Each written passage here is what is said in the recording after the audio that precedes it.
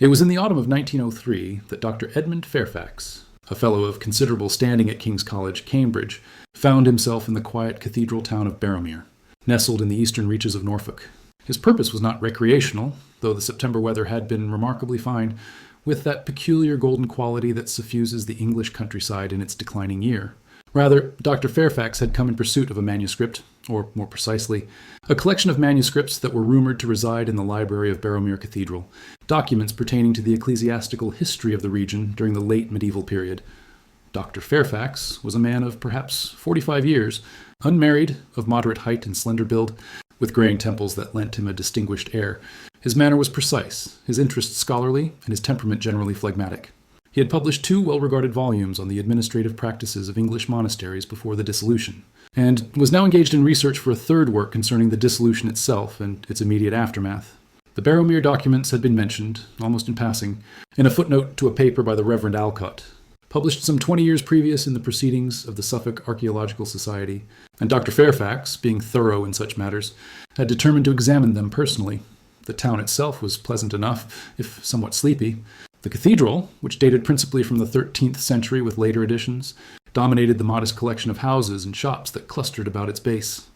Dr. Fairfax had taken lodgings at the King's Arms, a respectable inn on the High Street, and had presented himself at the cathedral library on the morning following his arrival.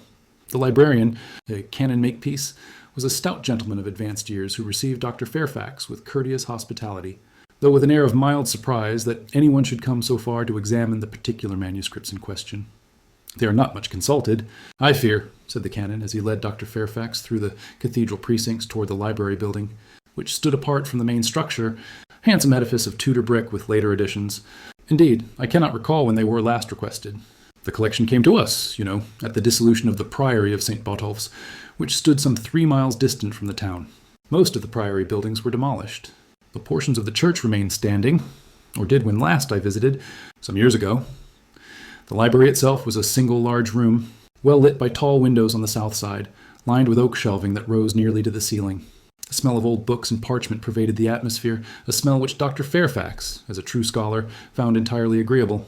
Canon Makepeace indicated a long table beneath one of the windows where Dr. Fairfax might work, and presently produced 3 large volumes bound in ancient vellum, together with several bundles of loose documents tied with faded ribbon.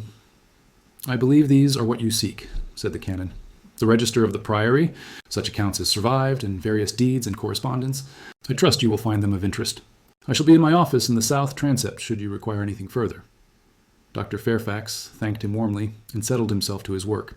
For some hours he was absorbed in his examination of the documents, making notes in his neat hand and occasionally pausing to consult one of the reference works he had brought with him. The priory register proved to contain much useful information concerning the administration of the house in its final years, and Dr. Fairfax was well pleased with his morning's labor. It was toward midday that he came upon something unexpected. Among the loose documents was a letter, or rather a fragment of a letter, written in a hand that he judged to be of the early 16th century. The paper was brittle and discolored, and a portion of the upper right corner had been torn away. What remained read as follows: "Must most earnestly entreat your lordship to give no credence to the tales which have reached you concerning the matter of which we spoke. The thing is disposed of, and it were better that no further inquiry be made. Brother Anselm, who was most nearly concerned, has been removed to our house at Lynn, and I have given strict instruction that the chamber be sealed and no man suffered to enter there. The books, of which you make particular mention, are destroyed, save only one which I retain for reasons of—" Here the document ended, the remainder having been lost. There was no signature, no date, and no indication of the identity of the recipient. Dr. Fairfax turned it over, but the reverse was blank, save for a few illegible marks that might have been the remnants of an address. It was, he reflected, probably of no great significance, doubtless some minor scandal or disciplinary matter within the priory. Yet something about the tone of the letter unsettled him slightly. The insistence on secrecy, the sealed chamber, the destroyed books, it suggested something more than routine monastic politics. He copied the text carefully into his notebook and set the fragment aside, resolving to look through the remaining documents for any further reference to the matter. The afternoon passed without his finding anything of relevance, though he made good progress with the register. As the light began to fail, Canon Makepeace appeared to inform him that the library would be closing. "I hope you have had a profitable day," said the canon as Dr. Fairfax gathered his materials. "Indeed, most profitable," Dr. Fairfax replied. "I wonder, however, if I might ask you something.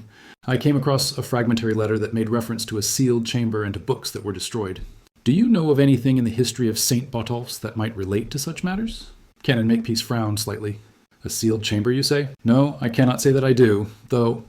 He paused, seeming to weigh his words. There are stories, of course. Local tales. You know how these things are in old towns. Something about the last prior of St. Botolph's, Prior Oswald, I believe his name was. They say he dabbled in matters he ought not to have done, though what those matters were, I could not say. Old superstitions, no doubt. And the priory itself? You mentioned that portions remain standing. Yes, though I would not recommend a visit. The site is rather remote, and the ruins are dangerous. Much of the stonework is unstable. The land is private property now, belonging to a farmer named Gedge, and he is not, I understand, welcoming to visitors. But surely there can be nothing there of interest to your research? Dr. Fairfax, the documentary evidence is all here in the library.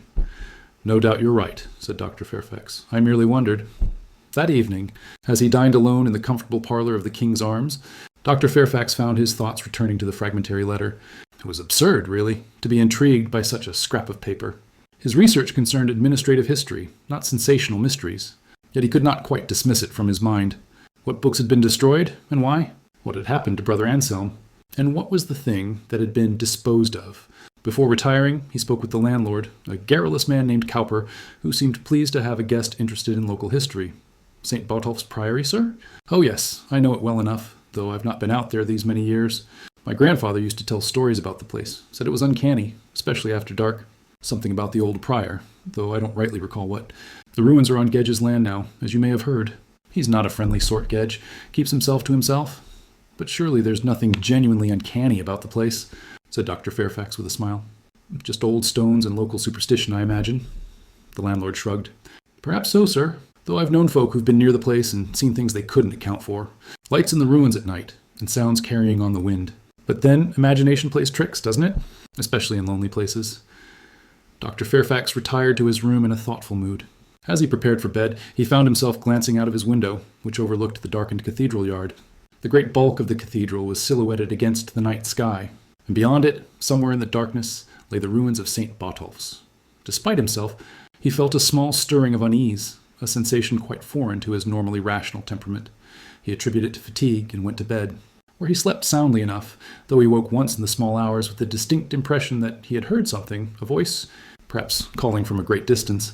But when he listened, there was only silence, and he soon fell asleep once more. Dr. Fairfax spent the following 2 days immersed in his work at the cathedral library. Canon Makepeace proved an amiable companion during the brief intervals when they encountered one another. Though the canon seemed disinclined to discuss the matter of the fragmentary letter further, Dr. Fairfax did not press him. He had, after all, more than enough material for his purposes, and the register and accounts were yielding excellent information. Yet his curiosity, once awakened, proved difficult to suppress. In his spare moments, he found himself examining such local histories and guidebooks as the library possessed. Seeking any reference to Prior Oswald or to unusual events at St. Botolph's, he learned that the priory had been a small establishment, never housing more than a dozen monks, and that it had been surrendered to the crown in 1537. Prior Oswald had been the last prior, and after the dissolution he had apparently disappeared from the historical record entirely, not unusual in itself, as many displaced religious had vanished into obscurity. One volume, A Victorian History of Barrowmere, published in 1867, devoted a single paragraph to the priory.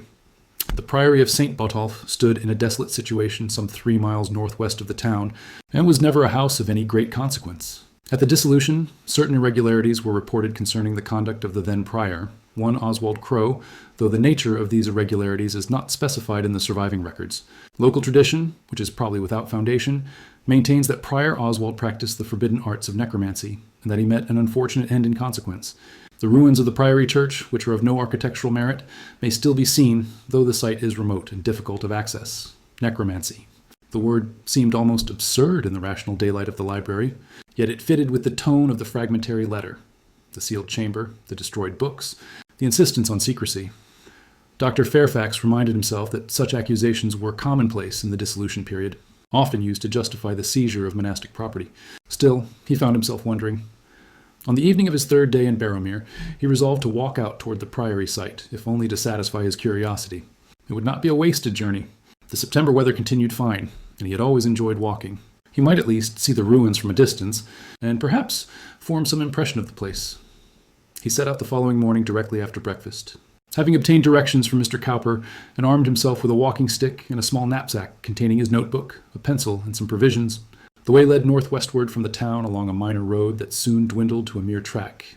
The countryside was flat and somewhat desolate, characterized by fields separated by ragged hedgerows and occasional stands of stunted trees. The landscape had that melancholy quality peculiar to certain parts of East Anglia, a sense of great age and of slow, inexorable decay. After walking for perhaps an hour, Dr. Fairfax came to a place where the track divided. To the right, it continued toward a distant farmhouse which he took to be Gedge's property. To the left, a narrower path led across a fallow field toward what appeared to be a small copse of trees. Beyond the trees, he could just make out the remains of a stone structure rising above the undergrowth. He took the left-hand path. As he drew nearer to the copse, he observed that the trees were ancient oaks, gnarled and twisted, their branches forming a kind of canopy over the ruins. The place seemed unnaturally quiet. No birdsong, no rustle of small creatures in the undergrowth. Only the sound of his own footsteps disturbed the silence. The ruins themselves were more extensive than he had expected. Portions of the priory church remained standing, fragments of the nave walls, rising perhaps 20 feet in height, and part of what had once been the chancel. To one side, he could discern the foundations of the claustral buildings, now largely overgrown with nettles and brambles. The stone was gray and weathered, stained with lichen, and the whole place exuded an atmosphere of profound abandonment. Dr. Fairfax made his way carefully among the ruins, notebook in hand, sketching the ground plan as best he could determine it. The church had been quite small, as the Victorian history had stated, and of no particular architectural distinction. He was just examining what appeared to be the remains of a doorway leading from the church to the cloister when he became aware that he was not alone. A man was standing some 30 yards distant, near the western end of the ruins. He was tall and gaunt, dressed in rough working clothes, and he was regarding Dr. Fairfax with an expression that might have been suspicion or hostility. It was difficult to tell at that distance. "Good morning," called Dr. Fairfax, attempting a friendly tone. "I hope I am not trespassing. I am engaged in some historical research, and I wish to see the ruins." The man approached slowly. As he came nearer, Dr. Fairfax saw that he was perhaps 50 years old, with a weathered face and pale, watchful eyes. This, presumably, was Gedge. "This is private land," the man said. His voice was flat, unwelcoming. "Folk have no business here." I do apologize," said Dr. Fairfax. "I am Dr. Fairfax from Cambridge. I am studying the history of the priory, and I merely wish to see the site. I assure you I mean no harm."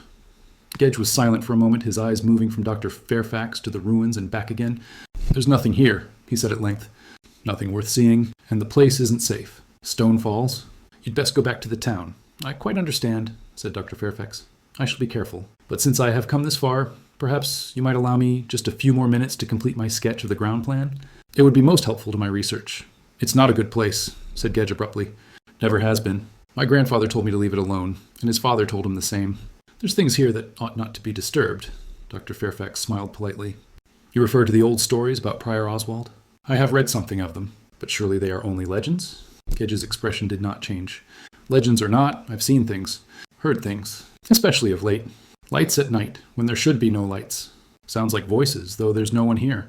My dog won't come near the place, and dogs know." He paused. "You're not the first to come asking questions. There was another, some weeks past. A young man from the university, like yourself. He came here, and he went into the ruins, over there, where the old buildings were. Said he'd found something. I told him to leave it be, but he wouldn't listen." "Indeed?" said Dr. Fairfax, his interest quickening. "And what became of him?" "He left," said Gedge shortly. "Went away. But he looked..." He seemed to search for words. He looked afraid, as if he'd seen something he wished he hadn't. And after he left, things got worse. The lights, the sounds, as if something had been wakened. He looked directly at Dr. Fairfax. "I'll ask you to leave now, sir. And I'll ask you not to come back. For your own sake, as much as mine." There was something in the man's manner, a genuine unease beneath the hostility, that gave Dr. Fairfax pause. He closed his notebook and nodded. "Very well. I shall respect your wishes. But might I ask, the young man who was here before, did he give his name?" "He did not. Now, if you please." Dr. Fairfax thanked him, such as the circumstances permitted, and made his way back across the field toward the track. As he walked, he glanced back once. Gedge was still standing among the ruins, watching him, and it seemed to Dr. Fairfax, though this might have been merely a trick of the light and shadow among the trees, that there was something else there too, a shape or figure standing in the darkness of the ruined doorway he had been examining. But when he looked more closely, there was nothing. He told himself it had been his imagination. That evening, Dr. Fairfax found himself in an unsettled state of mind. His walk to the priory ruins, instead of satisfying his curiosity, had only deepened it. The encounter with Gedge had been unpleasant, certainly, but it was something more than that which troubled him. There had been a genuine fear in the man's manner, and Dr. Fairfax, for all his scholarly rationalism, could not entirely dismiss it. Moreover, there was the matter of the young man from the university who had visited the ruins before him. Who had he been, and what had he found? Dr. Fairfax resolved to make inquiries when he returned to Cambridge, though he realized that without a name, the task would be difficult. He worked in the library the following day, but found his concentration impaired. The Priory Register, which had seemed so full of interest before, now struck him as dry and routine. His thoughts kept returning to the sealed chamber mentioned in the fragmentary letter, and to the books that had been destroyed. Where in the Priory buildings had this chamber been located? And what had it contained? Toward the end of the afternoon, as he was preparing to leave, Canon Makepeace appeared and invited him to take tea in his rooms. Dr. Fairfax accepted gratefully, and soon found himself comfortably settled in the Canon's study. A pleasant room lined with books and warmed by a small fire, for the September evenings had grown cool. "I understand you visited the Priory ruins yesterday," said the Canon, pouring tea. "Gedge mentioned it to me. We happened to meet in the town this morning. I hope he was not too unwelcoming. He is protective of his property. He was emphatic," said Dr. Fairfax carefully. "He seems to believe the place is uncanny in some way. He mentioned lights and sounds and said that another visitor from a university had been there recently and had found something that disturbed him." The Canon frowned. "I know nothing of another visitor. As for the rest, well, Gedge is a superstitious man, and he has been alone too long on that farm. I would not place much credence in his tales." "Yet there is the letter I found," Dr. Fairfax persisted. "The sealed chamber, the destroyed books. It does suggest that something unusual occurred at the Priory shortly before the dissolution." Canon Makepeace set down his teacup and regarded Dr. Fairfax with a thoughtful expression. "Dr. Fairfax," he said at length, "you are a man of learning and good sense. I hesitate to speak of such things, for fear of appearing foolish. But since you have raised the matter, there is something I have not told you. Among the documents relating to St. Botolph's, there is one that I deliberately did not include in the materials I provided to you. I judged it to be of no scholarly value. Indeed, I judged it to be rather disturbing and possibly even dangerous." Dr. Fairfax leaned forward. "Dangerous? In what way?" "It is a small volume, more a pamphlet, really, bound in black leather. It came to the library with the other documents from the Priory, but it was kept separately in a locked case. My predecessor, Canon Whitby, showed it to me once shortly before his death. He told me it had been the source of considerable trouble in the past, and that it should on no account be examined by anyone lacking proper spiritual protection. I thought him rather overwrought at the time. Canon Whitby was elderly, and perhaps not entirely sound in his later years, but when I examined the volume myself, I confess I found it unsettling. What does it contain?" The Canon hesitated. "It purports to be a record kept by Prior Oswald himself, describing certain experiments or practices he undertook in the years immediately before the dissolution. The handwriting is difficult, very small and cramped, and the Latin is peculiar, mixed with words from other languages I do not recognize. But the general import is clear enough. Prior Oswald believed he had discovered a means of communicating with the dead, or with something that claimed to be the dead. He describes rituals performed in a chamber beneath the church, using certain books he had obtained from God knows where. And he describes manifestations, appearances, voices, things that came when summoned but proved difficult to dismiss." Dr. Fairfax felt a chill despite the warmth of the fire. "And the end of the account? Does he describe what happened?" The account breaks off abruptly. The last entry is dated March of 1537, just weeks before the surrender of the Priory. Prior Oswald writes that he has been betrayed, that someone has informed the bishop's commissioners of his activities. He writes that he has hidden the most important of his books, and that he intends to perform one final ritual to ensure that his work will not be lost. And then nothing. The rest of the pages are blank. "And you believe this account to be genuine?" "I do not know what to believe," said the Canon quietly. "It may be the work of a madman, or an elaborate fraud. But Canon Whitby was convinced of its authenticity, and he was a careful scholar. He told me that during the 18th century, when the volume was briefly removed from the library for examination by an antiquary, that man died under mysterious circumstances shortly thereafter. And there have been other incidents, minor but disturbing. Objects moved in the library, shadows seen where no shadows should be, a feeling of presence. Where is this volume now? It remains in the locked case in the library. I have the only key." The Canon paused. "Dr. Fairfax, I must ask you something. Has anything unusual occurred since you began your research? Anything that might suggest, well, that the matter is not entirely a historical curiosity?" Dr. Fairfax considered. "I'm not certain," he said slowly. "I thought I saw something at the ruins yesterday, a figure in a doorway, but it was probably a trick of the light. And I woke one night thinking I heard a voice calling, but I was half asleep and no doubt dreaming." The Canon nodded gravely. "I thought as much. Dr. Fairfax, I wonder if it might not be wise for you to conclude your research and return to Cambridge. I fear that by taking an interest in these matters, we may have drawn attention to ourselves, attention of a kind that is better avoided. You speak as if something might actually be aware of our investigations, said Dr. Fairfax, attempting to keep his tone light. Surely that is rather fanciful. Perhaps it is, said the canon. I hope it is. But I have been a clergyman for 30 years, Dr. Fairfax, and I have learned that there are more things between heaven and earth than our philosophy dreams of. I do not pretend to understand these matters, but I have learned to respect them. They spoke of other things for a while, but the conversation had lost its ease, and Dr. Fairfax soon took his leave. As he walked back to the King's Arms through the darkening streets, he found himself glancing over his shoulder more than once, though the streets were quite empty. That night, he slept poorly. He dreamed confused, uneasy dreams and woke several times, with his heart pounding and a sense of oppression, as if the air in the room had grown thick and hard to breathe. Toward dawn, he fell into a deeper sleep and dreamed that he was standing in the ruins of St. Botolph's. It was night, and a pale light emanated from the doorway that led to the cloister, the doorway where he had thought he saw a figure. In the dream, he walked toward the doorway and looked through. Beyond was a chamber, stone-walled and low-ceilinged, lit by candles. A figure in a monk's habit stood with its back to him, bending over something he could not see. As he watched, the figure turned slowly. Its face was in shadow, but he could see its hands, thin, pale hands with unnaturally long fingers. It raised one hand and beckoned to him. He woke with a gasp, his body drenched in perspiration. The room was gray with early morning light. He rose immediately and dressed, finding that his hands were shaking slightly. It had been only a dream, he told himself firmly. An anxiety dream, brought on by the canon's disturbing revelations. Nothing more. But when he went to the washstand and looked in the mirror to shave, he noticed something that made his blood run cold. On the back of his right hand was a mark, a pale bruise or discoloration, roughly circular as if someone had gripped his hand tightly. Yet he had no memory of injuring himself, and the mark had certainly not been there when he retired the previous evening. He stared at it for a long moment, then covered it with his sleeve and went down to breakfast. He told himself there must be a rational explanation. He must have struck his hand against something in his sleep. That was all, but he did not believe it. Dr. Fairfax spent that morning in a state of considerable mental turmoil. He was, by temperament and training, a rationalist, inclined to skepticism regarding anything that could not be verified by evidence and reason. Yet the events of recent days had shaken that comfortable rationalism. The mark on his hand, which remained visible though it did not pain him, was a physical fact that demanded explanation, and he could produce no satisfactory explanation. He considered leaving Barrowmere, as Canon Makepeace had suggested. His research was substantially complete. He had gathered more than enough material for his purposes. Yet something held him back, partly scholarly curiosity, partly a stubborn refusal to be frightened away by what might still prove to be coincidence and imagination, and partly, he had to admit, a growing conviction that he had become involved in something that could not simply be abandoned. After some deliberation, he returned to the cathedral library and requested a private word with Canon Makepeace. The canon received him in his office, and Dr. Fairfax came directly to the point. "I wish to examine the volume you mentioned yesterday, Prior Oswald's account." The canon's expression became grave. "Are you quite certain? I had hoped that our conversation might persuade you to let the matter rest. I am certain.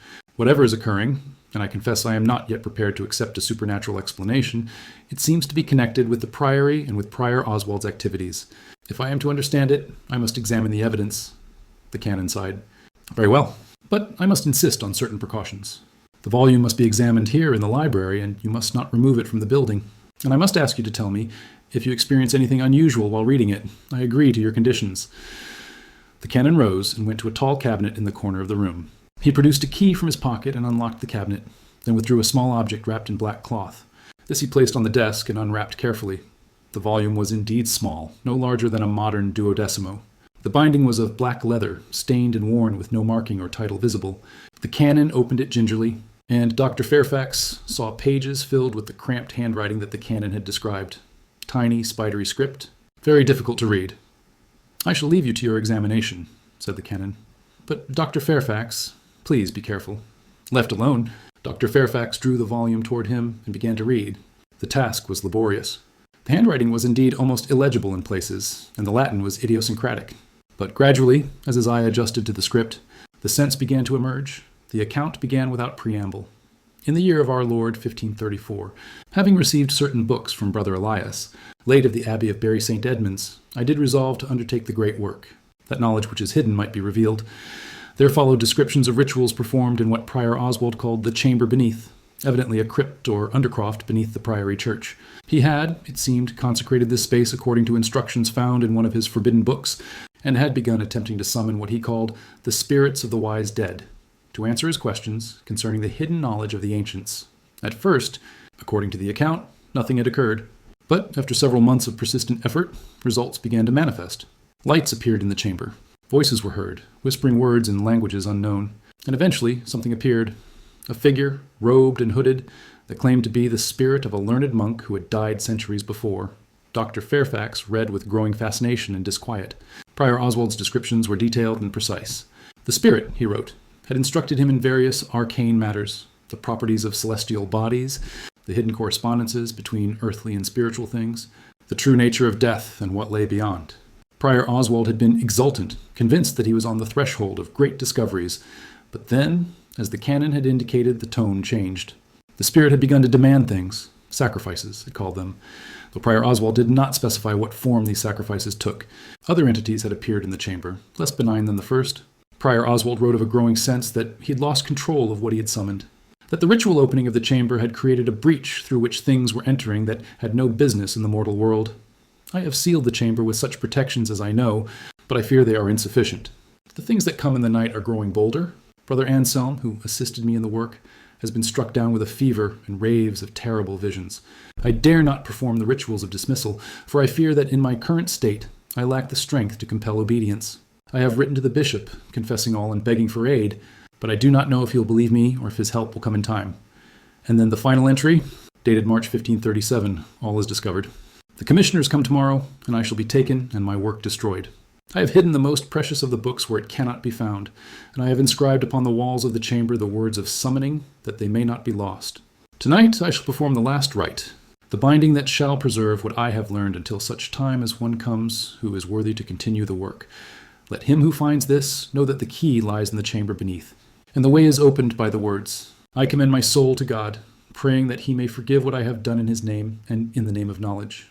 There the account ended. Dr. Fairfax sat back, his mind reeling. If this was genuine, and he was increasingly inclined to believe it was, then Prior Oswald had indeed practiced necromancy, or something very like it, in the years before the dissolution. And he had not succeeded in dismissing what he had summoned. Instead, he had attempted some kind of binding or containment, presumably intended to seal the entities in the chamber beneath the church. And now, if Gedge was to be believed, and if Dr. Fairfax's own experiences meant anything, it appeared that the seal was weakening, or had been breached. He sat for some time in thought, then carefully copied the most relevant passages into his notebook. As he did so, he became aware of a curious sensation, a coldness in the room, though the day was mild, and a feeling of being observed. He glanced around quickly, but the library was empty, save for himself. When he had finished, he closed the volume and sat regarding it.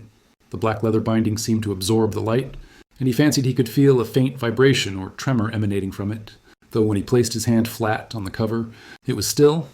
Canon Makepeace returned shortly thereafter and received the volume back with evident relief. You have read it, then. And what do you make of it? I think, said Dr. Fairfax slowly, that Prior Oswald was not mad, and that this is not a fraud. I think he did what he claims to have done, and that the results were what he describes. And I think that whatever he attempted to bind is still present in some form at the priory ruins. Then you believe the supernatural explanation? I'm not certain what I believe, but I think an investigation is necessary. The chamber beneath the church, if it still exists, should be examined, and if possible, whatever remains of Prior Oswald's protections should be reinforced or renewed. The canon shook his head. Now, that is a task for which neither of us is qualified. If you are correct, we should inform the church authorities, the bishop, at the very least, perhaps. But I should like to see the chamber first, if it can be found. Prior Oswald wrote that he inscribed the words of summoning on the walls. If those inscriptions remain, they should be documented before any action is taken. You mean to return to the ruins? I do. Tomorrow, if possible. And I should like you to accompany me, if you're willing. I think it would be unwise to go alone. Canon Makepeace was silent for a long moment. Very well, he said at last. Though I think Retriamus continue edit, we are being very foolish. I shall bring such items as may afford us some spiritual protection. Holy water, a cross, and the office of exorcism, should it prove necessary. We shall go in the morning, when the daylight is strongest. That evening, Dr. Fairfax made careful preparations for the following day's expedition. He had brought with him to Barrowmere a pocket lantern of the sort used by travelers, and he now tested it to ensure it was in good working order. He also packed matches, candles, rope, and a small crowbar that he had borrowed from Mr. Cowper on the pretext of needing it to shift some heavy volumes in the library. To these practical items, he added his notebook and pencil, together with his camera, a recent acquisition, a folding pocket Kodak, with which he was not entirely proficient, but which might serve to document whatever they discovered. Before retiring, he spent some time examining the mark on his hand, which had not faded. In the lamplight, it appeared even more distinct, a perfect circle, perhaps an inch in diameter, pale against his skin. When he touched it, he felt nothing, yet the sight of it filled him with an unaccountable dread, as if it were a brand or seal marking him as belonging to something. He attempted to read before sleeping, but found his attention wandering. The book, a perfectly ordinary novel by Mr. Wells, seemed to belong to a different world, one where the problems were mechanical and social rather than spiritual and occult. Eventually, he set it aside and extinguished the lamp. Sleep came slowly, and when it came, it brought dreams. He was in the chamber beneath the priory church again, but this time he was not alone. Figures moved in the shadows at the edge of his vision, robed forms that whispered in languages he could not understand. One figure approached him, its face still hidden in the depths of its cowl, and extended a hand toward him. The hand was skeletal, the bones yellow and ancient, and on one finger was a ring that gleamed dully in the candlelight. "You have been marked," said a voice that seemed to come from very far away. "You have read the words. You have opened the way. Now you must complete what was begun." "I have done nothing," Dr. Fairfax tried to say, but his voice would not come. "The mark," the voice continued. "The mark is the key. You carry it with you. You will bring it to the chamber, and the binding will be undone." He woke in darkness, his heart pounding. The room was intensely cold, and for a moment he had the distinct impression that someone was standing beside his bed. He reached out quickly and fumbled for the matches, striking one with trembling hands. The flare of light revealed nothing. The room was empty. But the coldness persisted, and with it a smell that he could not identify, something like earth and decay and something else, something that made his gorge rise. He lit the lamp and sat up in bed, drawing the covers around himself. The mark on his hand seemed to throb faintly, though whether this was real or imagined he could not tell. He remained awake for the rest of the night, listening to the sounds of the house settling and watching the shadows on the walls, starting at every creak and rustle. Dawn came as a relief. He dressed quickly and went down to find Canon Makepeace already waiting in the parlor, dressed in his clerical garb and carrying a small leather satchel. "You look as though you have not slept," the canon observed. "I slept poorly," Dr. Fairfax admitted. He showed the canon the mark on his hand. "This appeared after my dream 2 nights ago. Last night I dreamed again, of the chamber and of figures that spoke to me. They said I'd been marked, and that I would complete what Prior Oswald began." The canon examined the mark with evident concern. "This is worse than I feared. The thing, whatever it is, has established a connection with you. You should not come today. Indeed, you should leave Barrowmere as soon as possible." "If I leave, will the connection be broken?" "I do not know." "Then I must see this through. If there is a way to sever the connection, it lies in understanding what Prior Oswald did and undoing it." They set out shortly after breakfast. The morning was gray and overcast, with a chill wind blowing from the east. As they walked along the track toward the priory ruins, neither man spoke much. Dr. Fairfax found himself acutely aware of his surroundings, the empty fields, the stunted trees, the crows that circled overhead uttering harsh cries. They reached the ruins without incident, though Dr. Fairfax half expected to encounter Gedge. The place seemed even more desolate than before, if such a thing were possible. The canon paused at the edge of the ruins and produced his prayer book. "Before we proceed, I shall read the Office of Protection," he said, and began to intone the ancient words. Dr. Fairfax, who was not a particularly religious man, found himself none the less grateful for the familiar cadences. When the canon had finished, he made the sign of the cross, and they entered the ruins. They made their way to the eastern end of the church where the chancel had been. According to Prior Oswald's account, the chamber beneath should be accessible from somewhere in this area. They searched among the rubble and overgrowth, looking for any indication of a doorway or stairway leading down. It was Dr. Fairfax who found it, a half-buried opening in the ground near what had once been the altar. Stone steps led downward into darkness. The opening had been partially blocked by fallen masonry, but it was still possible to squeeze through. "This is it," he said quietly. The canon peered down into the darkness. "We should reconsider. If we descend, we may be walking into something from which we cannot escape. I know, but I must see what is there." Dr. Fairfax lit his lantern and began to descend. The steps were worn and slippery with moisture. The canon followed, murmuring prayers under his breath. The passage was narrow and low-ceilinged, forcing them to stoop.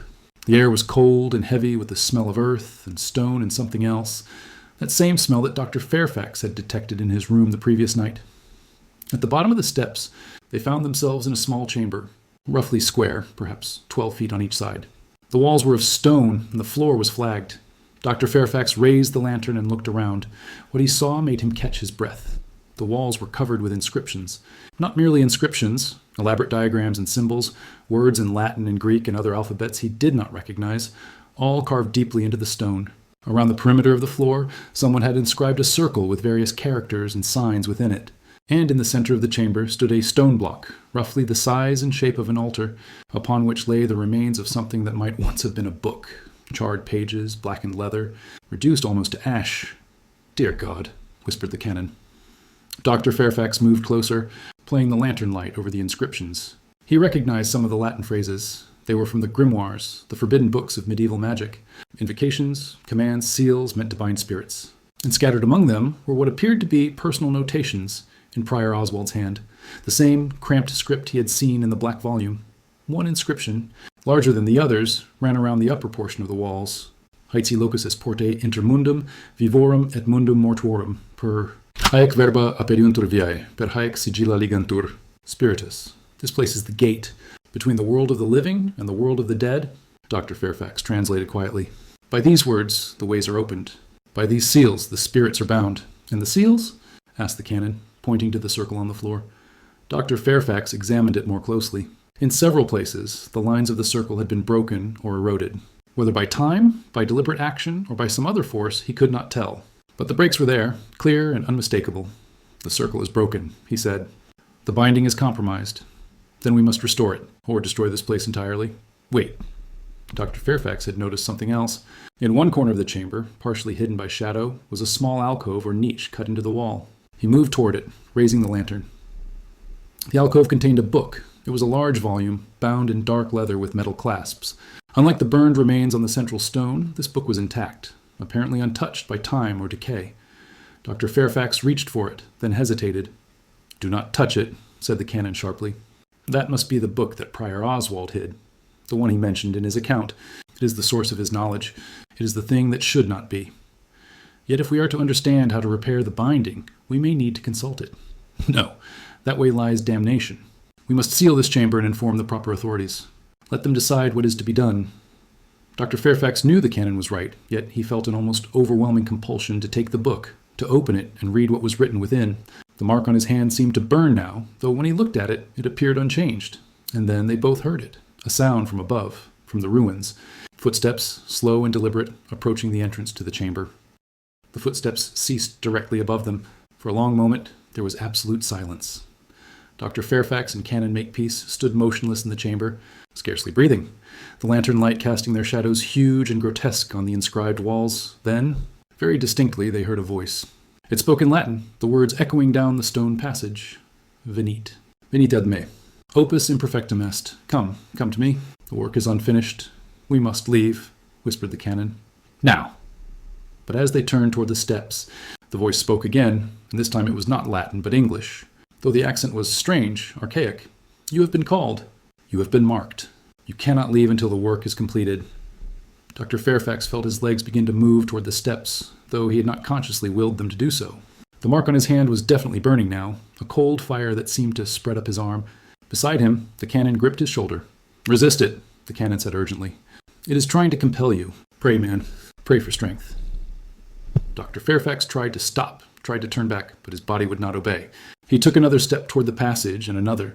The canon was pulling at him now, holding him back, and they struggled there in the flickering lantern light like two men fighting an invisible current. From above came a sound, not footsteps now, but a dragging, scraping noise, as if something heavy were being pulled across stone. And with it, a sound that might have been breathing, though it was too deep, too labored to be human. The canon released Dr. Fairfax and snatched up the lantern. "In the name of God and all his saints, I command you to depart," he shouted toward the passage. "You have no power here. This man is under the protection of the church." The dragging sound ceased. For a moment, Dr. Fairfax felt the compulsion ease, and he stumbled backward, nearly falling. The canon caught him and pressed something into his hand, a small silver cross. "Hold this. Do not let go." The cross was cold in Dr. Fairfax's palm, but as he gripped it, he felt his mind clear. Whatever force had been compelling him seemed to recoil from the touch of the blessed metal. From the passage came a new sound, a low, grinding rumble. The walls of the chamber trembled, and dust began to sift down from the ceiling. The inscriptions on the walls seemed to writhe and shift in the unsteady light, though this might have been merely an effect of the shadows. "It's trying to seal us in," said Dr. Fairfax, his voice hoarse. "We must get out." They moved together toward the passage. As they reached the bottom of the steps, a blast of cold air swept down from above, so intense that the lantern flame guttered and nearly died. And in that moment of near darkness, Dr. Fairfax saw something at the top of the steps. A shape, a silhouette against the gray daylight. It was man-sized, but its proportions were wrong. The limbs too long, the head at an odd angle, the lantern flame recovered, and the shape was gone. They scrambled up the steps with undignified haste. Dr. Fairfax expected at any moment to feel a hand grasp his ankle, to be pulled back into the darkness below. But nothing touched them, and they emerged into the ruins, gasping and shaken. The day seemed darker than before, though only minutes had passed. The wind had risen, and the clouds overhead were black and heavy. Dr. Fairfax looked around wildly, seeking the figure he had seen at the top of the steps, but the ruins appeared empty. "Did you see it?" he asked. "I saw something," said the canon. His face was pale and his hands trembled as he replaced the prayer book in his satchel. "I do not know what it was, but we must leave this place immediately." They hurried across the ruins toward the path. As they went, Dr. Fairfax became aware of a sound following them, not footsteps, but a whisper, a susurrus, that seemed to come from all directions at once. It was not quite words, but it conveyed a sense of anger, of frustration, of hunger. They reached the path and broke into a run. Dr. Fairfax, who prided himself on his physical fitness, found himself quickly winded. The canon, older and stouter, was soon laboring painfully, but neither man slowed until they had put a considerable distance between themselves and the ruins. Finally they stopped, leaning against a gatepost and catching their breath. Dr. Fairfax looked back. The copse of trees that surrounded the ruins seemed darker than before, almost black against the gray sky, and he fancied he could see movement among them, as if many figures were gathering there. "What was that?" he managed to say. "What was in the chamber with us?" "I do not know," said the canon, "but I fear that Prior Oswald's binding has failed entirely. Whatever he summoned, whatever he attempted to contain in that chamber is now free." "Or nearly free?" The voice said the work was unfinished. "What work?" "The ritual he described in his final entry. The binding that would preserve his knowledge. I think, God help us, I think he intended to bind himself as well as the entities he had summoned, to become a kind of guardian or intermediary. But something went wrong. Either the ritual failed or he was prevented from completing it." Dr. Fairfax clutched the silver cross the canon had given him. "And the mark on my hand? What does it signify?" "I believe it is a summoning mark. By reading the words in the black volume, by taking an interest in these matters, you have made yourself known to whatever lingers in that place. You have, in effect, announced yourself as a potential continuator of Prior Oswald's work. The entity, or entities, believe you can complete the ritual, but I have no intention of doing so. Your intentions may be irrelevant. The mark is a link. It may give the entities a degree of influence over you, as you experienced in the chamber, and it may draw them to you wherever you go." They resumed walking, more slowly now, toward the town. Neither spoke for some time. Dr. Fairfax's mind was reeling. Everything he had believed about the nature of reality had been shaken. He could no longer dismiss these events as coincidence or imagination. He had seen, he had felt, he had been acted upon by forces that should not exist according to his rational understanding of the world. As they entered the outskirts of Barrowmere, Canon Makepeace said, "I must telegraph the bishop immediately. This is beyond our capacity to address. The church has procedures for such matters, although I confess I never thought I would see the need to invoke them. And in the meantime, you must remain in consecrated ground as much as possible. Stay in the cathedral precincts. Do not go out after dark. And above all, do not return to that place, no matter how strong the compulsion." They parted at the cathedral, the canon to send his telegraph, Dr. Fairfax to return to the King's Arms. As he walked through the streets, Dr. Fairfax became unpleasantly aware that people were staring at him. He caught fragments of whispered conversation, saw curtains twitch in windows. The mark on his hand seemed to throb with each step, and he kept it concealed within his pocket. At the inn, Mr. Cowper greeted him with an odd expression. "Dr. Fairfax, sir. There's been someone asking after you." "Indeed? Who?" "A gentleman, sir. Or at least, he had the appearance of a gentleman, but there was something odd about him. He came an hour ago, asking if you were staying here and when you might return. I told him I didn't know. He left no name or message. What did he look like?" Cowper frowned. "That's the strange thing, sir. I saw him clear enough, spoke to him face to face. But now that I try to recall his features, I find I cannot. It's as if he was somehow difficult to look at directly. And his voice was peculiar. Very soft, but it seemed to echo as if he were speaking from far away." Dr. Fairfax felt a chill run down his spine. "If he returns, do not admit him. Tell him I am not available." "Very good, sir. Though I confess I'll be glad not to see him again. He made me most uncomfortable." Dr. Fairfax went to his room and locked the door.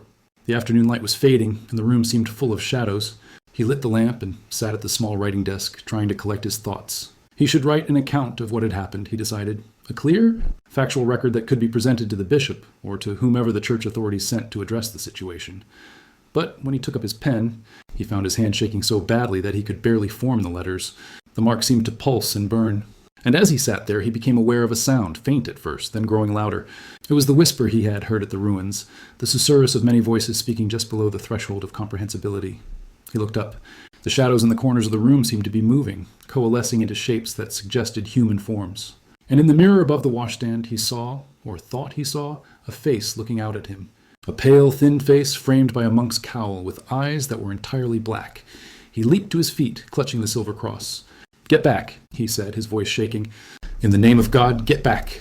The face in the mirror did not disappear. Instead, it smiled, a terrible smile that revealed teeth that were too long, too sharp. And then it spoke, its voice the same voice he had heard in the chamber. "You cannot escape, scholar. You have been chosen. Tonight you will come to us. Tonight the work will be completed." The lamp flame went out, plunging the room into darkness. Dr. Fairfax stood frozen in the sudden darkness, his heart hammering against his ribs. The cross in his hand seemed his only anchor to sanity, to the daylight world of reason and order. The whispers continued, growing louder, more insistent, and now he could almost make out words, fragments of Latin, snatches of incantation, names that hurt to hear. He groped his way toward the door, fumbling with the lock. His fingers felt numb and clumsy, and for a horrible moment he thought the door would not open, that he was trapped in the darkness with whatever was gathering there. But then the lock turned, and he burst out into the corridor. The hallway was lit by the late afternoon light from a window at the far end. Never had ordinary daylight seemed so precious. Dr. Fairfax stood gasping, leaning against the wall, still clutching the cross. Behind him, his room was silent now, but he could not bring himself to look back into it. A door opened further down the corridor, and a chambermaid appeared, carrying fresh linens. She took one look at Dr. Fairfax's face and stopped short. "Sir? Are you ill? Shall I fetch Mr. Cowper?" "No," Dr. Fairfax managed to say. "No, I merely felt unwell for a moment. It has passed," but it had not passed. As he stood there, attempting to compose himself, he felt the mark on his hand grow cold, then hot, then cold again, as if it were alive and pulsing with some rhythm that was not his heartbeat. And he knew, with a certainty that went beyond reason, that the thing in his room had been real, that it would return, and that when night fell, the danger would intensify. He went downstairs and found Mr. Cowper in the parlor. "I wonder," he said, attempting to keep his voice steady, "if I might take my dinner early this evening? And perhaps you could arrange for additional candles and a fire in my room. I find myself rather chilled." Cowper looked at him with concern. "Of course, sir. Though if you are feeling poorly, perhaps Dr. Simmons should be sent for?" "That won't be necessary. But I would appreciate the fire." Dr. Fairfax took his dinner alone in the parlor, though he found he had little appetite. His mind was occupied with plans and calculations. He could not remain in his room tonight, that much was clear. But where could he go? Canon Makepeace had said to remain in consecrated ground.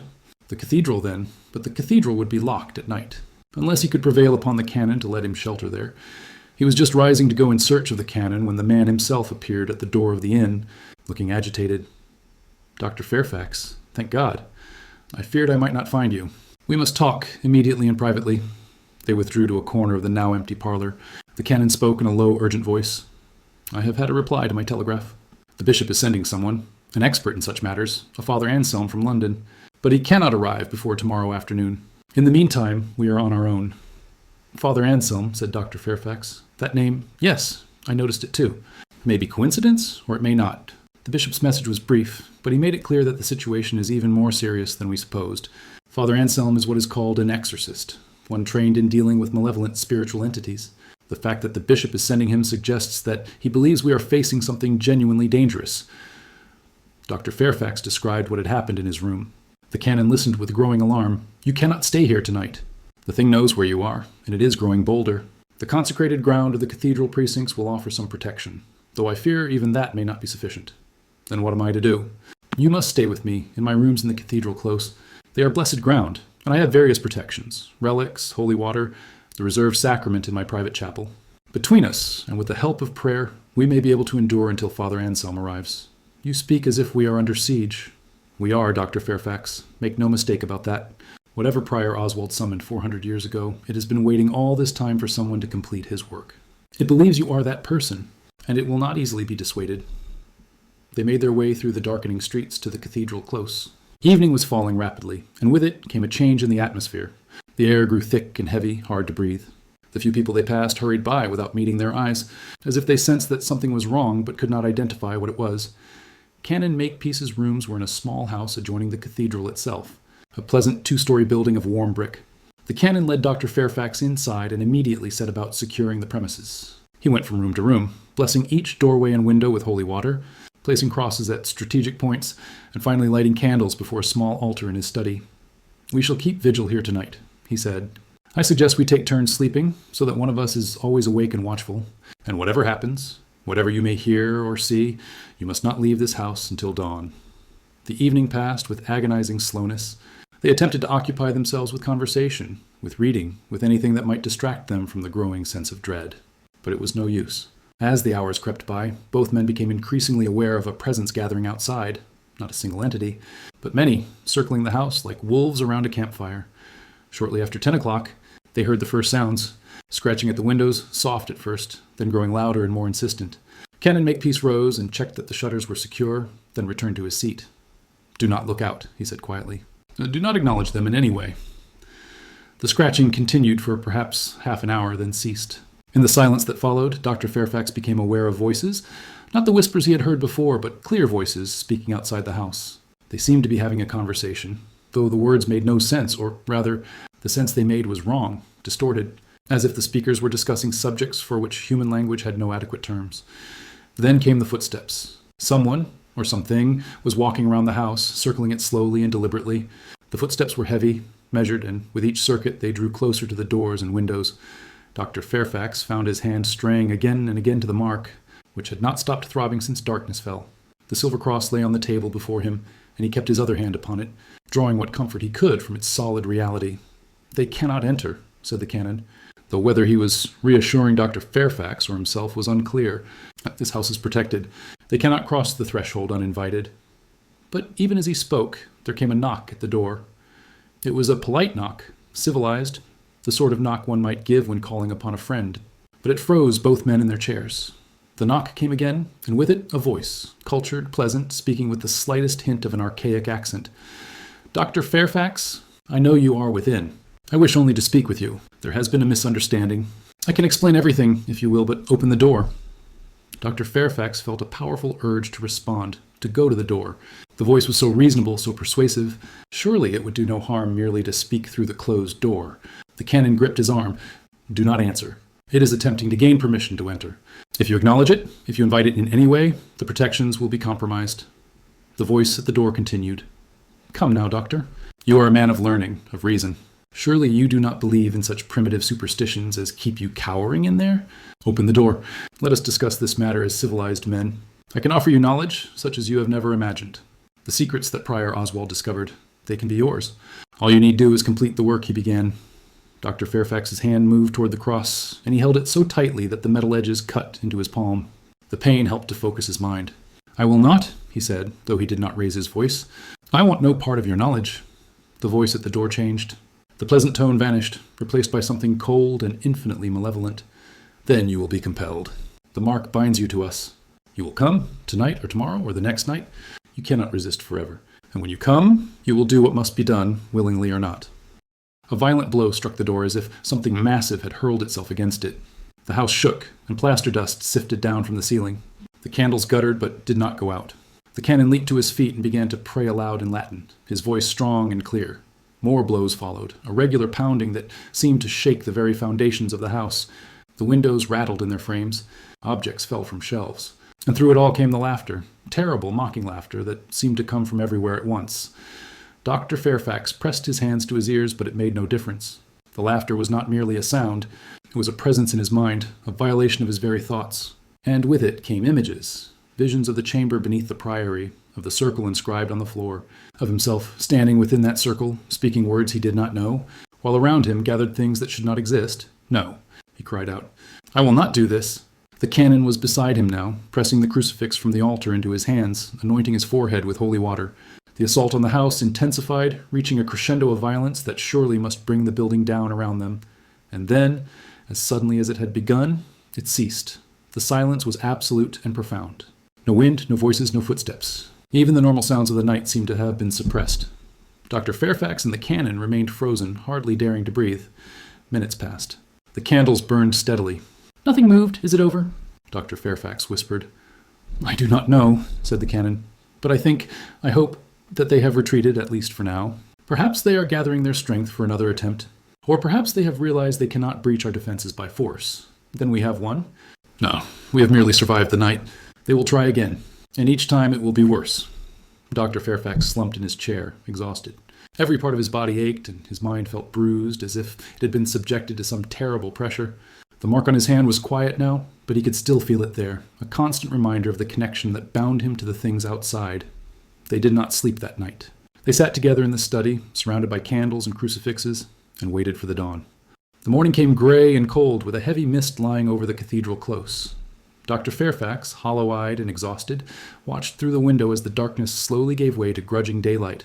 The sense of oppression that had filled the night had not entirely lifted, but it had receded enough that breathing became easier. Canon Makepeace brought tea, and they sat in silence for a time, both men too drained for conversation. Finally, the canon spoke. "Father Anselm arrives this afternoon. We must remain together until then, and we must prepare ourselves for what is to come. He will want to know everything, every detail of what has occurred. And then, I suppose, we must return to that accursed place and attempt to close the gate that Prior Oswald opened." "There's no other way," Dr. Fairfax nodded slowly. He had come to the same conclusion himself during the long night. Running was impossible. The mark bound him to whatever waited in the chamber beneath the priory. The only hope lay in confronting it directly and finding some way to sever the connection. They spent the morning in the canon's study, compiling a comprehensive account of everything that had happened. Dr. Fairfax contributed his notes and his copies of the inscriptions from the black volume, while the canon added his own observations and what knowledge he possessed of ecclesiastical procedures for dealing with such matters. As they worked, Dr. Fairfax found his attention drawn repeatedly to the fragmentary letter that had first aroused his curiosity. The letter mentioning the sealed chamber and the destroyed books. How innocuous it had seemed then, how academic. If he had known where it would lead, would he have simply set it aside and continued with his mundane research? Perhaps. And yet, some part of him doubted this. There was something compelling about these mysteries, something that called to the very core of human curiosity. Perhaps that was the trap, not compulsion by external forces, but the exploitation of our own desire to know what should remain unknown. Shortly after noon, a telegram arrived announcing that Father Anselm had left London and would arrive at Barrowmere Station at 4 o'clock. Canon Makepeace dispatched the verger to meet him. The intervening hours were among the most difficult Dr. Fairfax had ever endured. The waiting, the uncertainty, the constant awareness of the mark on his hand, all of it combined to create a state of anxiety that bordered on unbearable.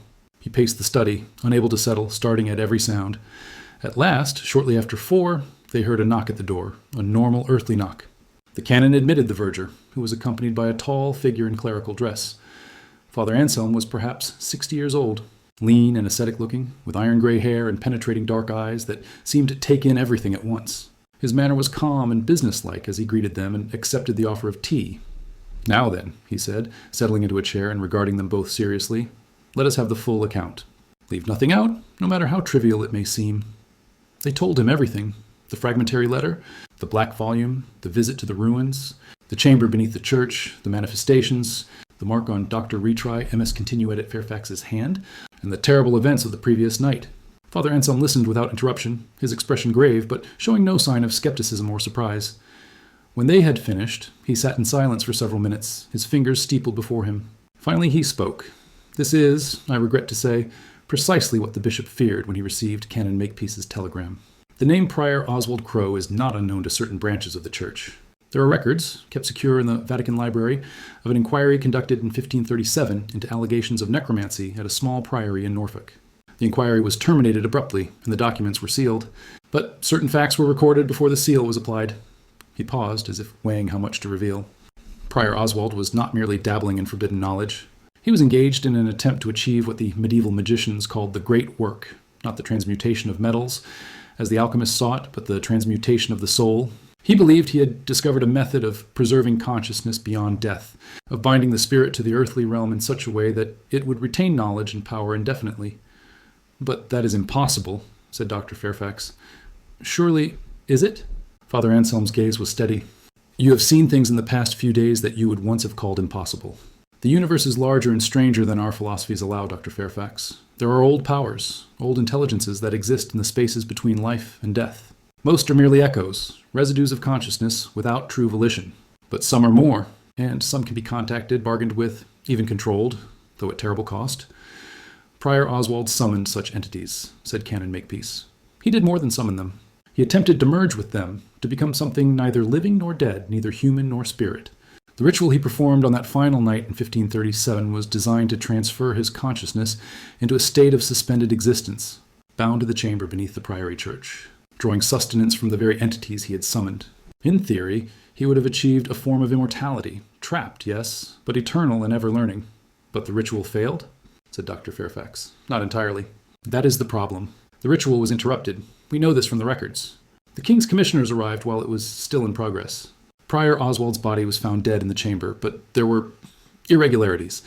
The body was unmarked, showing no signs of violence or illness, and those who entered the chamber reported hearing voices, seeing movement in the shadows. The commissioners ordered the chamber sealed and the site abandoned.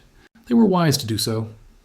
Then Prior Oswald is still there, said Dr. Fairfax slowly. Or some part of him, trapped in an incomplete transformation? Precisely. The ritual bound him to the chamber, but without achieving the full transformation he sought. He exists in a state of agony, neither alive nor properly dead, sustained by the entities he summoned, but unable to escape or to complete his work. For 400 years, he has waited there, growing in power as the years passed, his humanity eroding while his knowledge and his malevolence increased. The room seemed suddenly colder. Dr. Fairfax looked at the mark on his hand. And he believes I can complete the ritual. Yes. The reading of the black volume, which contains fragments of his own account and his research, created a sympathetic link. The mark is a summoning sigil, inscribed on your flesh by his will. It means he has identified you as suitable, educated, curious, susceptible to the lure of forbidden knowledge. He will draw you to the chamber, and once there, he will attempt to complete through you what he could not complete himself. What will happen if he succeeds? Asked Canon Makepeace. Father Anselm's expression was grim. If the ritual is completed, Prior Oswald's consciousness will fully merge with the entities that sustain him. He will become something unprecedented, a lich, if you will, though that term is inadequate. He will be bound no longer to the chamber, but will be able to move freely between the world of the living and the realm of the dead. And he will be able to bring others across that boundary as well. The chamber will become a true gate, a permanent breach between the worlds. The consequences would be catastrophic. Then we must prevent it, said Dr. Fairfax, though his voice trembled. Whatever the cost. Indeed. But understand this. Prior Oswald is not the only danger. The entities he summoned, they have their own agenda. They have been feeding on his trapped consciousness for centuries, growing stronger. They want the gate opened as much as he does, but for different reasons. They hunger for life, for the warmth and vitality of the living world. If the gate opens fully, they will pour through. He reached into his bag and withdrew several items, a silver aspergillum for holy water, a leather-bound volume that Dr. Fairfax recognized as a ritual manual, several bottles of consecrated oil, and a long wooden case which he opened to reveal a crucifix of elaborate workmanship, silver inlaid with gold. We will go to the priory at first light tomorrow, Father Anselm said. Tonight, we will prepare. Dr. Fairfax, I must warn you, the ritual of exorcism and closure will be dangerous, particularly for you. The mark makes you vulnerable. Prior Oswald will attempt to seize control of you, to use you to complete his work. You must resist with every fiber of your being. Can you do this? Dr. Fairfax met his gaze. I must. There is one other thing. Father Anselm's expression became, if possible, even more serious. The book that you saw in the chamber, the one Prior Oswald hid, that is the grimoire he used to summon the entities, and it contains the complete ritual for the transformation he attempted. It is an object of immense power and immense danger. Under no circumstances must anyone touch it or attempt to read from it. When we close the chamber, the book must be destroyed along with everything else. Is that possible? Asked Canon Makepeace. Can such an object be destroyed? Fire will not harm it, nor any earthly weapon. But there are prayers, rituals of unbinding. If we can disrupt the protective enchantments that preserve it, it will crumble to dust as it should have done centuries ago. That will be our primary objective, to destroy the book, to erase the inscriptions on the walls, and to collapse the chamber entirely. Only then can we be certain the gate is closed. They spent the remainder of the evening in preparation. Father Anselm instructed them in the responses they would need to make during the ritual, taught them prayers of protection, and anointed them both with consecrated oil. Dr. Fairfax felt somewhat foolish participating. In these rites, his rational mind still rebelled against the acceptance of such things, but he could not deny that they brought a measure of comfort. As darkness fell, the oppressive atmosphere returned. The entities knew what was planned, Dr. Fairfax realized. They would not allow it to proceed unopposed. Shortly after 9 o'clock, the manifestations began. First the whispers, then the scratching at the windows, then the voices calling from outside. But tonight there was something different, a note of desperation, of urgency. The entities were afraid. Father Anselm remained calm throughout, leading them in prayers and psalms, his voice strong and unwavering. When the assault on the house intensified, when the very walls seemed to shake with the force of invisible blows, he simply raised the elaborate crucifix and spoke words in Latin that Dr. Fairfax did not recognize. Older words from some ancient ritual that predated even the medieval church. The assault ceased abruptly. In the sudden silence, Father Anselm lowered the crucifix. "They know," he said quietly. "They know we have the means to close the gate, and they are afraid. That is good. Fear makes them reckless, but it also makes them more dangerous. We must be ready." The night passed more quietly than the previous one, though none of them slept. At the first hint of dawn, they rose and made their final preparations. Father Anselm distributed the items they would carry: crosses, vials of holy water, candles, and for himself, the ritual manual and the elaborate crucifix. As they prepared to leave, Dr. Fairfax paused and looked at the two clergymen. "I must ask you something. If I cannot resist, if Prior Oswald takes control of me, what will you do?" Father Anselm did not flinch from the question. "We will do what must be done to prevent the completion of the ritual, even if that means—" He left the sentence unfinished. Dr. Fairfax nodded. He had expected no other answer. "Then let us proceed." They left the house as the sun was rising, 3 dark figures walking through the mist-shrouded streets of Barrowmere toward whatever awaited them in the ruins of St. Botolph's Priory. The walk to the Priory seemed longer than before, though Dr. Fairfax knew this was merely a trick of his overwrought nerves. Every shadow seemed to harbor a threat, every rustle of wind through the dead grass a whisper of warning. The mark on his hand throbbed with each step, as if it were a compass pointing toward the chamber, drawing him inexorably onward. Father Anselm walked at the front, his manner focused and alert, the silver crucifix held before him like a weapon. Canon Makepeace followed close behind, murmuring prayers under his breath. Dr. Fairfax brought up the rear, struggling to keep his fear at bay, to maintain some semblance of scholarly detachment, even as everything he had believed about the nature of reality crumbled around him. As they approached the copse of trees surrounding the ruins, the morning seemed to darken. The mist grew thicker, taking on an unnatural quality. Not the clean dampness of English fog, but something heavier, more oppressive, that seemed to cling to the skin and leave a residue of cold. The trees themselves appeared more gnarled and twisted than before, their branches reaching down like grasping fingers. They entered the ruins. Father Anselm paused at what had once been the entrance to the nave and inscribed a cross in the air with the crucifix, speaking words of consecration. Then they proceeded toward the eastern end, toward the opening that led down to the chamber. Dr. Fairfax's feet moved of their own accord now. The compulsion he had felt before was returning, stronger than ever. He wanted to run to the chamber, to descend those steps and complete whatever work awaited him there. The mark on his hand burned with a cold fire. "Resist," Father Anselm said sharply, placing a hand on his shoulder. "Do not let it control you." They reached the entrance to the chamber. The stone steps leading down seemed to exhale a breath of corrupt air, heavy with the smell of earth and decay and something else, something that made Dr. Fairfax's gorge rise. "We will descend together," said Father Anselm. "Stay close to me and do exactly as I say. When we reach the chamber, you must not look directly at anything you see there. Do not listen to any voices you hear. Focus only on the prayers I will speak." They began to descend. With each step, the air grew colder and the oppression heavier. Dr. Fairfax felt as though he were moving through water, or through some medium denser than air. His breathing became labored, his heart raced, and the mark on his hand seemed to pulse in rhythm with something waiting below. They reached the bottom of the steps and entered the chamber. Dr. Fairfax had steeled himself for what he might see, but the reality exceeded his darkest imaginings. The chamber was no longer empty. Figures stood around the perimeter, dark shapes that suggested human forms but were wrong in subtle, nauseating ways. Their outlines shifted and blurred, as if they were not entirely present in this world. Where faces should have been, there was only darkness. And yet Dr. Fairfax had the terrible sense that they were watching him with hunger and anticipation. In the center of the chamber, within the circle of inscriptions, stood a figure in a monk's habit. It was more solid than the others, more clearly defined, though no less terrible. The cowl was thrown back, revealing a face that might once have been human, but had become something else, pale as chalk, with features that seemed to shift and blur, and eyes that burned with a cold, malevolent intelligence. "Prior Oswald," Father Anselm said, his voice steady. The figure inclined its head in acknowledgement. When it spoke, its voice was the same voice that had called to them from outside Canon Makepeace's house, cultured, archaic, and utterly inhuman. "Father Anselm, I know you. The Church sent you to thwart me once before, in France. You failed then, and you will fail now. I sent the demon of Avignon back to the pit from which it came," Father Anselm replied calmly. "I will do no less with you and your attendants." The figure that had been Prior Oswald laughed, a sound that echoed strangely in the confined space, as if coming from multiple throats. I'm no demon priest. I am something far more dangerous, a man who has transcended the limits of mortality. I have waited 4 centuries for this moment. Do you truly think you can deny me now? Father Anselm raised the crucifix.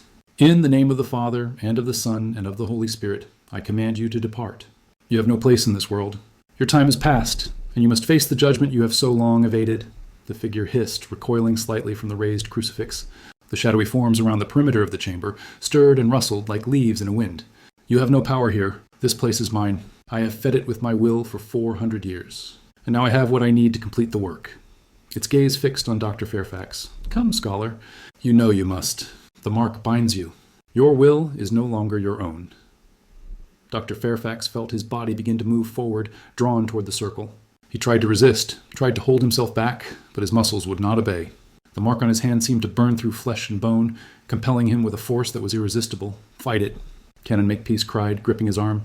In God's name, fight. Father Anselm stepped forward, placing himself between Dr. Fairfax and the figure in the circle. He began to speak rapidly in Latin, words from the ritual of exorcism, his voice rising in volume and authority. The chamber seemed to shake. The shadowy figures around the perimeter moved closer, their forms becoming more solid, more present. Dr. Fairfax could see faces now, terrible faces, twisted with hunger and malice, mouths opened in silent screams or laughter. The figure of Prior Oswald raised its hand, and Dr. Fairfax felt an explosion of pain in his marked hand. He cried out, falling to his knees. The compulsion was overwhelming now, drowning out everything else. He must enter the circle. He must speak the words. He must complete the work, the book. Father Anselm shouted, Makepeace, the book. Canon Makepeace ran to the alcove where the grimoire rested. As he reached for it, one of the shadowy figures materialized before him, blocking his path. The canon recoiled, raising his own crucifix, but the figure did not retreat. Instead, it reached out with hands that were both there and not there, trying to grasp him. Dr. Fairfax, struggling against the compulsion, saw what was happening through a haze of pain. He saw Father Anselm advancing on the figure of Prior Oswald, the elaborate crucifix blazing with a light that seemed to come from within the metal itself. He saw Canon Makepeace locked in a desperate struggle with the shadowy entity. And he saw the grimoire sitting in its alcove, untouched, waiting. With a supreme effort of will, he forced his body to change direction. Instead of moving toward the circle, he threw himself toward the alcove. His marked hand stretched out, reaching for the book. No. The roar came from Prior Oswald, and with it came a blast of force that sent Father Anselm staggering backward. Do not touch it. You will ruin everything. Dr. Fairfax's fingers closed on the ancient leather. The moment he touched the book, several things happened at once. The pain in his hand vanished, replaced by a sensation of terrible cold that spread up his arm and through his entire body. His vision darkened, and he found himself no longer in the physical chamber, but in some other place. A vast darkness filled with whispers and movement, where things that had never been human circled and watched and waited. And then he was back in the chamber, but he was no longer alone in his own mind. Something else was there with him, Prior Oswald's consciousness, ancient and alien, forcing its way into his thoughts. Fool, a voice spoke directly into his mind. You have given me exactly what I needed. A living vessel, touching the book that contains the ritual. Now nothing can prevent the completion of the work. Dr. Fairfax felt his body rising to its feet, felt his mouth opening to speak words he did not know, felt his will being submerged beneath the weight of Prior Oswald's terrible presence. He was drowning, falling into darkness, and there was nothing he could do to stop it. But then, through the confusion and terror, he remembered something. The words Father Anselm had spoken the night before, during the ritual of protection. The only power the darkness truly has is what we give it through our fear and our submission. Resist with faith, with will, with a simple human stubbornness that says, I am, and I will not be unmade. With the last remnant of his strength, Dr. Fairfax focused not on resisting Prior Oswald, but on asserting his own existence. He was Edmund Fairfax. He was a scholar, a man of reason. He had a life, a history, an identity that was his and his alone. The mark might bind him, the compulsion might move his body, but his essential self remained his own, and then he did something that Prior Oswald had not anticipated. Instead of trying to drop the book, he held it tighter. He opened his will to it, accepting whatever knowledge and power it contained, but on his own terms, not as a vessel to be used, but as a conscious agent making a choice. The grimoire responded. Power flooded through him, ancient, terrible power. The accumulated knowledge of centuries of forbidden research. But it was raw, uncontrolled, and it did not distinguish between Prior Oswald's consciousness and his own. It burned through them both like fire. Prior Oswald screamed, a sound that was both physical and mental, that seemed to shake the very stones of the chamber. His figure blazed with cold light, becoming almost transparent. And Dr. Fairfax could see the thing he had become, not human, not spirit, but something caught between, sustained only by force of will and by the power of the entities that fed on him. Father Anselm seized the moment. He rushed forward, placing the elaborate crucifix directly on the grimoire in Dr. Fairfax's hands, and began to speak the words of unbinding, an ancient prayer that predated the Christian Church, that reached back to older traditions, older powers that understood the fundamental laws governing what could and could not exist in the mortal world. The grimoire shrieked. That was the only word for it. The book itself screamed, a sound of rage and despair. The leather binding cracked and split. The pages began to crumble, turning to ash and dust even as Dr. Fairfax held them. No. Prior Oswald's figure lurched toward them. 400 years. 400 years of waiting. You cannot, but he could not reach them. The shadowy figures around the perimeter of the chamber were dissolving, pulled back through whatever gate Prior Oswald had opened to summon them. Without the grimoire to anchor them, without the completed ritual to give them permanent access to this world, they were being drawn back to the darkness from which they had come, and Prior Oswald, bound to them by his own ritual, was being drawn with them. I curse you, he howled, his form becoming less solid with each word. I curse your name, Edmund Fairfax. I curse your bloodline. I will wait in the darkness, and someday someone will open the way again, and I will... His voice cut off abruptly. The figure collapsed in on itself, imploding into a point of cold light that hung in the air for a moment and then vanished. The grimoire fell to dust in Dr. Fairfax's hands. The mark on his hand flared once, painfully, and then faded to nothing more than a pale scar. The chamber was empty, save for the three of them. The oppressive atmosphere had lifted. Even the inscriptions on the walls seemed less distinct, as if they were fading, losing their power.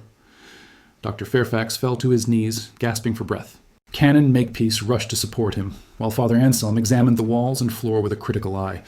It is done, the priest said finally. The gate is closed. The entities have been driven back. And Prior Oswald, he paused. Prior Oswald has finally faced the judgment he sought to evade. Is he destroyed? Dr. Fairfax managed to ask, his voice hoarse. Not destroyed. That which he became cannot be destroyed entirely. It is too firmly anchored in the shadows.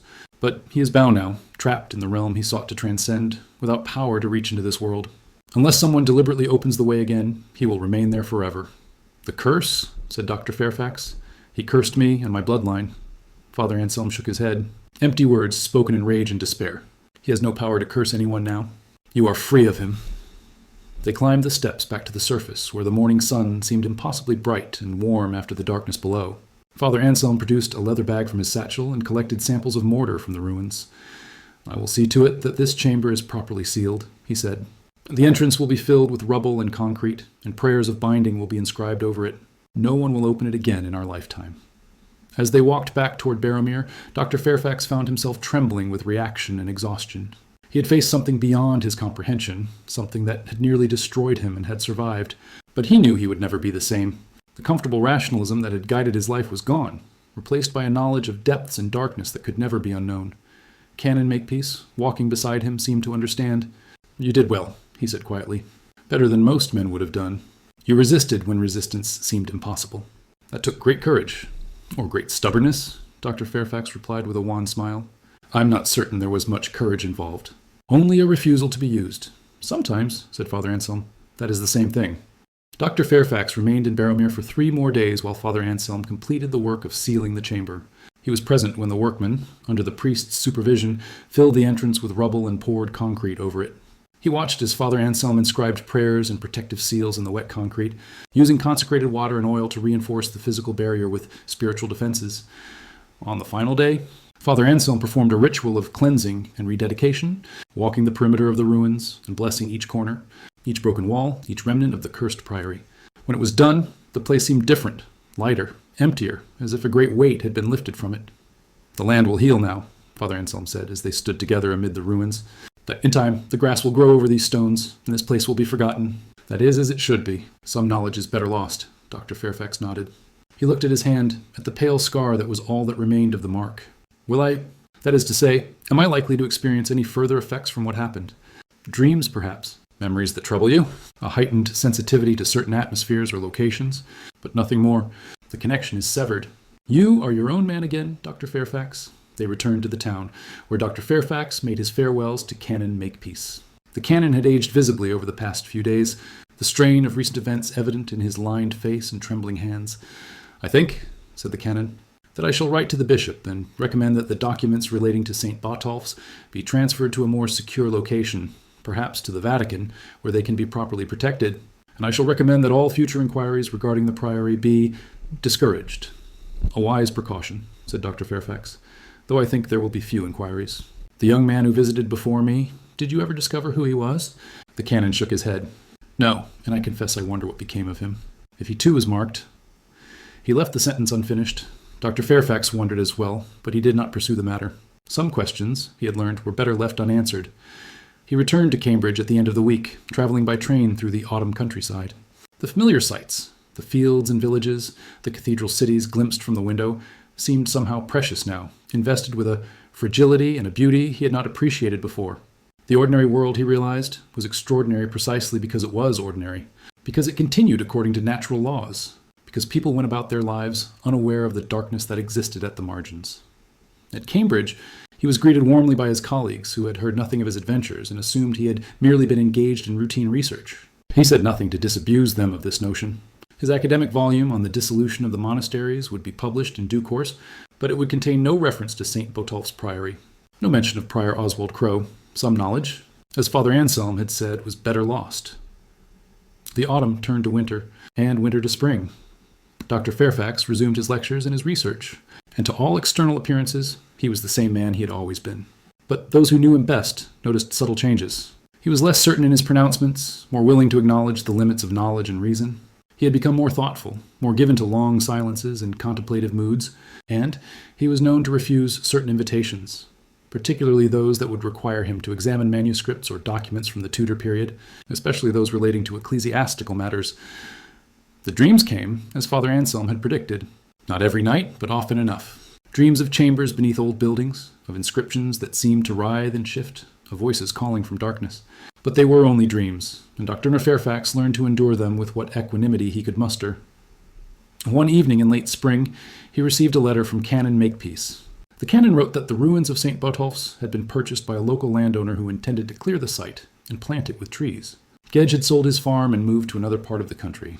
The cathedral library had transferred the documents relating to the priory to the bishop's keeping, and they would not be made available to researchers in future.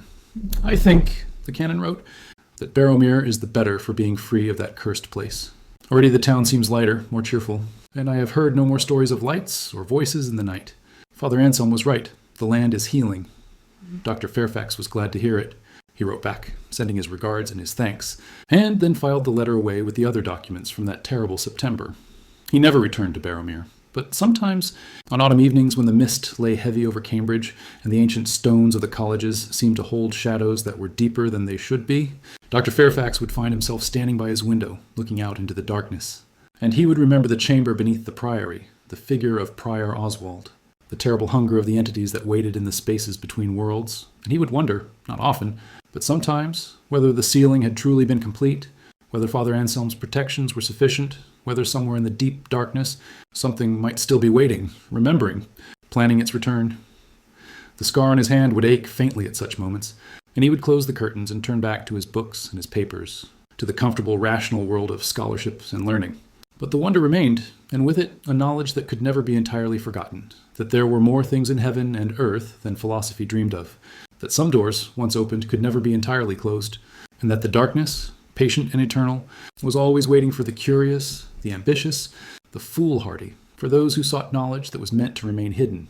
The mark might have faded, the gate might have been sealed, the curse might have been nothing more than empty words. But Dr. Edmund Fairfax knew, with a certainty that went deeper than reason, that somewhere in the shadows of the world, in chambers beneath forgotten churches and in the pages of forbidden books, the old powers waited still, and they would wait forever, if necessary, for the next scholar who was curious enough, stubborn enough, foolish enough to begin the search that would, inevitably, lead them down into the darkness.